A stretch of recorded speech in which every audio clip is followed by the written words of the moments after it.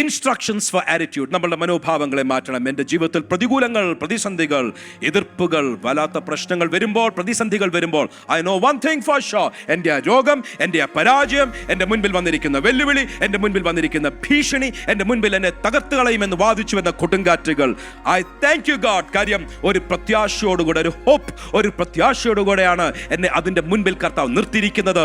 ദൈവ മക്കളുടെ തേജസ്കരണം, the glorious manifestation of the children of God. ഞാൻ ദൈവ പൈതലാണ് എന്ന് മറ്റുള്ളവരുടെ മുൻപിൽ തേജസ്സോടെ പുറത്തു വരുവാൻ എൻ്റെ മനോഭാവങ്ങളെ ഞാൻ മാറ്റുകയാണ്. എൻ്റെ ദൈവം അറിയാതെ എൻ്റെ ജീവിതത്തിൽ ഒന്നും വരികയില്ല. എൻ്റെ ദൈവം എൻ്റെ ജീവിതത്തിൽ ചെയ്യുന്നത് സകലതും നന്മയ്ക്കാണ്. തിന്മയ്ക്കായി ശത്രു ചെയ്യുന്നത് നന്മയ്ക്കായി കർത്താവ് മാറ്റിയിരിക്കും. എൻ്റെ ശത്രു എന്നെ വീഴുവാൻ തക്കവണ്ണം നീ എന്നെ തള്ളി, എങ്കിലും എൻ്റെ തള്ളിയെങ്കിലും ഞാൻ വീണില്ല, നിലംപരിചായില്ല. എൻ്റെ ദൈവം അത് ഉയർച്ചയ്ക്കായി, അതെൻ്റെ നന്മയ്ക്കായി എൻ്റെ ദൈവം മാറ്റി.